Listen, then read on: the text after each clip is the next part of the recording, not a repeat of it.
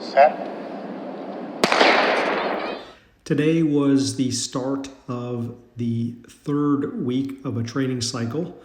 I'm thinking this training cycle will probably be 5 weeks long, which is a little bit longer than my standard 4-week progression.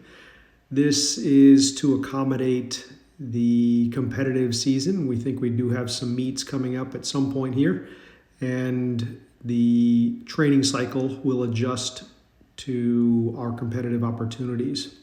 This is what you might consider pre-competitive phase training here. So we're getting ready to compete in the next couple weeks. The decathletes started off with some shot put technical work. The other athletes went straight into a more extended warm-up. We had a hurdle and sprint day today. So some hurdle mobility, sprint drills, etc. preceding the speed work. For the first time ever, we used our new contact grid from Muscle Lab to do some RSI testing.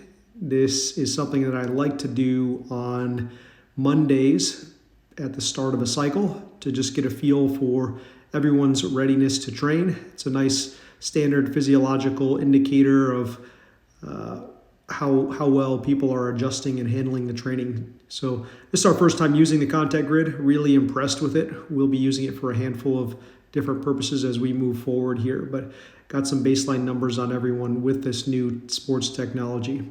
Multi-eventers had some hurdle work, over 1 hurdle, then over 2 hurdles, then a couple reps over 4 hurdles, both at a 1-foot cheat, and then actually some with a women's hurdle spacing. The sprinters had some flat ground sprinting out to 30 meters or so, both for the short sprinters and long sprinters. Moved to the weight room, started off with some cleans. This cycle, we've been hitting a heavy double. And today, that heavy double was prescribed to be at 92%.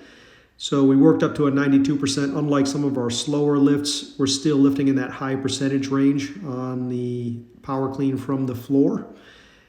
As this lift is already an explosive lift, a strength, speed type lift, I don't have an issue with lifting in these higher percentage ranges, even into the pre-competitive phase. Following our power cleans, we hit up a superset with 2 variations of squats and paired that up with a low incline bench press. So on our squats, we worked up to 80 to 85%, depending on the athlete. Stronger athletes were in that lower percentage range. In both cases, though, we were trying to move the weight as fast as possible. We used VBT, velocity-based technology, to assess and drive intent to see how fast they were moving the bar. I wanted to see them at these top loads, the 80 to 85%, move them somewhere in the range of 0.55 to 0.7 meters per second. Did that for a triple, just as we've been doing for the past couple weeks. Triple at the top weight, 80 to 85%. Basically just looking at tracking velocity at a given load over time. Obviously with the expectation that we are getting more powerful and moving that load faster and faster.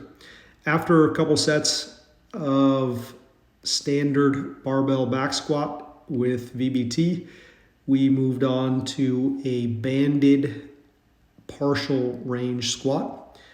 The idea here was that we could overload in the strongest range of motion with some accommodating resistance.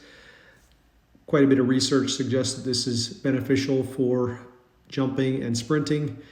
The joint angles are a little bit more specific. The load is quite a bit higher.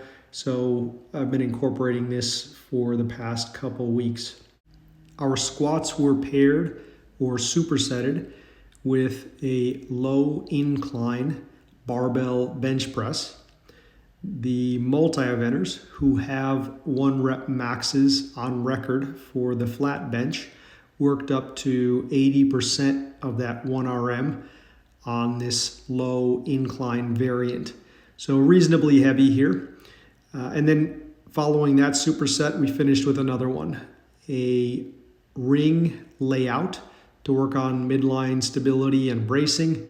And that was paired with a single leg RDL to work on unilateral posterior chain strength.